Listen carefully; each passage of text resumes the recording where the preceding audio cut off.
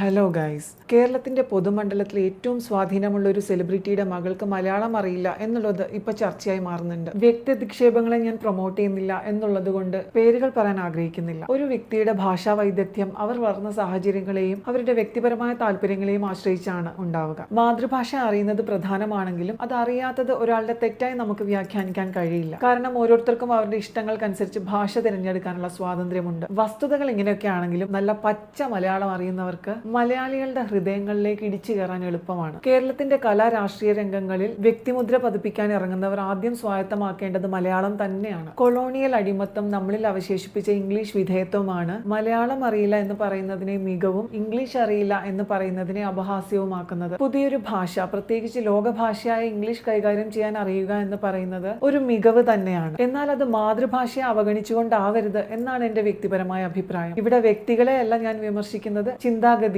English എന്നത് മികവും മലയാളം ഒരു കുറവും എന്ന ചിന്താഗതിയെ. കേരള പൊതുസമൂഹത്തിലെ ഏത് മേഖലയിലേക്കും ആക്റ്റീവായി ഇറങ്ങാൻ ഉദ്ദേശിക്കുന്നവർക്ക് മലയാളം അറിയുക എന്ന് പറയുന്നത്, മലയാളത്തിൽ കമ്മ്യൂണിക്കേറ്റ് ചെയ്യാനാവുക എന്ന് പറയുന്നത് ഒരു ആഡ് ഓൺ കോൺഫിഡൻസ് ആയിരിക്കും. ശ്രേയ ഘോഷാലിന് വ്യക്തമായി മലയാളം അറിഞ്ഞിട്ടാണോ അവർക്ക് ഇത്ര സ്വീകാര്യത കേരളത്തിൽ കിട്ടുന്നത് എന്ന് ഞാൻ സോഷ്യൽ മീഡിയയിൽ പലരും അഭിപ്രായം പറഞ്ഞു കണ്ടു. എന്നാൽ എനിക്ക് അതിൽ വ്യത്യസ്തമായ അഭിപ്രായമാണ്. ശ്രേയയുടെ സ്വരമാധുരി പോലെ തന്നെ അവരുടെ വ്യക്തമായ മലയാളം ഡിക്ഷനും കേരളത്തിലെ അവരുടെ പോപ്പുലാരിറ്റിക്ക് ഒരു പരിധി വരെ കാരണമായിട്ടുണ്ട്. ഒരു ബംഗാളിയായ ഗായിക മലയാളികളെക്കാൾ വ്യക്തമായും മധുരമായും തന്റെ പാട്ടുകളിൽ മലയാളത്തെ കൂടുതൽ മനോഹരമാക്കുന്നു എന്നതിലാണ് അവരുടെ മഹത്വം. അതുകൊണ്ട് തന്നെയാണ് മലയാളികളായ KS ചിത്രയെയും സുജാത മോഹനെയും പോലെ തന്നെ നാം അവരെയും അക്സെപ്റ്റ് ചെയ്തതും. ഫാൻസ് ആരും എന്നെ വളഞ്ഞിട്ട് ആക്രമിക്കാൻ നിൽക്കണ്ട, ഞാൻ ആരുടെയും പേരുകൾ പറഞ്ഞിട്ടില്ല. മാതൃഭാഷയോടുള്ള മലയാളികളുടെ സമീപനത്തെ പറ്റിയുള്ള എന്റെ വ്യക്തിപരമായ കാഴ്ചപ്പാടുകളാണ് ഞാൻ പറഞ്ഞത്. ഒരു ഭാഷാസ്നേഹി എന്ന നിലയിൽ എനിക്കത് പറയാനുള്ള അർഹതയുണ്ടെന്ന് ഞാൻ കരുതുന്നു. നിങ്ങൾ കഴിവതും നിങ്ങളുടെ കുഞ്ഞുങ്ങളെ മാതൃഭാഷയിൽ നിന്ന് അകറ്റാതെ ഇരിക്കുക. അങ്ങനെ അകറ്റുക വഴി കേരളത്തിന്റെ സാമൂഹിക ജീവിതത്തിൽ ഒരു വ്യക്തി എന്ന നിലയിൽ മുന്നേറാനുള്ള അവരുടെ അവകാശങ്ങളെ കൂടിയാണ് നിങ്ങൾ ഹനിക്കുന്നത് എന്ന് ഞാൻ ഓർമ്മപ്പെടുത്തിക്കൊള്ളട്ടെ. മലയാളം അറിയാത്ത മലയാളിയേക്കാൾ മലയാളം പറയുന്ന ബംഗാളികൾക്ക് തന്നെയായിരിക്കും കേരളത്തിൽ കൂടുതൽ സ്വീകാര്യത ലഭിക്കുക. അടുത്ത വീഡിയോയിൽ മറ്റൊരു വിഷയമായി വരുന്നത് വരെ ടാറ്റാ, ബൈ ബൈ,